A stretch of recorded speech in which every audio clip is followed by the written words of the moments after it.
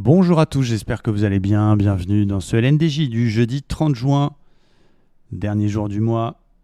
Et une sacrée baisse, déjà 2,50 de baisse pour le DAX qui, on l'avait dit, avec la cassure du 61,8 ici, première cassure, double pullback, repart à la baisse et forte probabilité d'aller chercher du coup les 100% de retracement, voire le support, premier niveau, le plus bas du mois de mars, la zone des 580-600.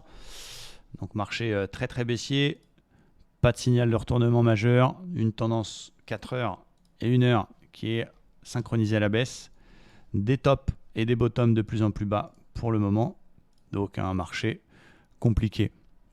Une tentative de rebond technique qui a été initiée lundi qui s'est échouée. Bon voilà, attention d'essayer de ne pas essayer d'attraper le couteau qui tombe. Nous on a un plan, pour l'instant on a cassé l'OPR. J'ai pas envie de rentrer maintenant parce qu'on a une divergence haussière qui se met en place et surtout on a un gros chiffre à 14h30 du côté des US. J'espérais un petit repli dans l'ancien support cassé autour des 830 pour essayer de shorter.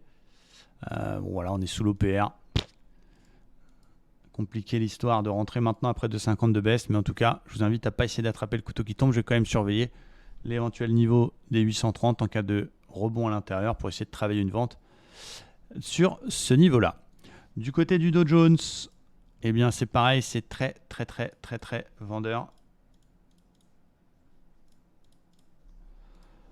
On a refait une nouvelle vague de baisse. On initie une nouvelle vague de baisse après le rebond qu'on a connu entre vendredi et on va dire la semaine dernière. Donc la tendance, on la voit, elle est toujours majoritairement baissière en daily.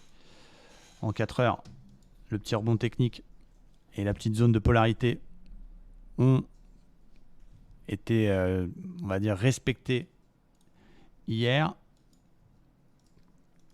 Mais pour l'instant, eh bien, ça repart à la baisse. On a même cassé le support oblique qui supportait le rebond technique. 1, 2, 3, 4, 5 points de contact.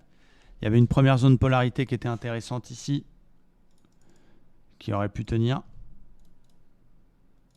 qui a été, on l'a vu, toute la séance d'hier, on s'est bien fait chier, voilà, qui a tenu. On avait même fait une petite div 1 heure, et cette nuit on l'a défoncé.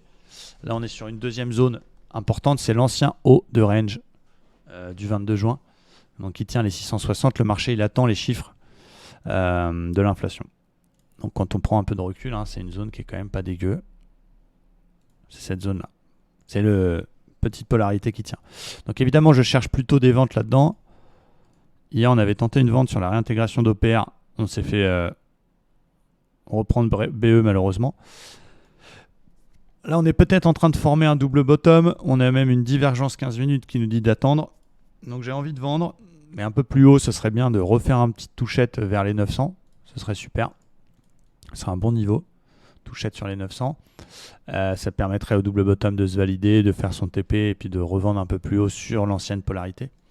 Et ou évidemment, si on casse les plus bas,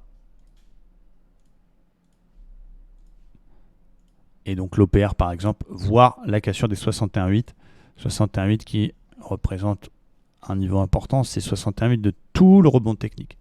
Donc là, pour l'instant, ça tient la polarité. On a un double bottom en formation, une divergence, il faut attendre. Si ça casse les plus bas, qui plus est les 61,8, il faut continuer de vendre dans l'espoir, entre guillemets, d'aller chercher les 100% tout en bas et la zone support des 29 750-800. Voilà, pas d'achat pour l'instant. Même si le double bottom se valide, je privilégie le flux. Et du coup, vente sur rebond vers les 880, vente agressive sur cassure des plus bas, et renfort sur 61,8 cassé. Donc plutôt des ventes en attente des chiffres de 14h30 de l'inflation. Voilà les amis, merci à tous. J'espère que ces petits plans vous aident et je vous dis à très vite. Ciao.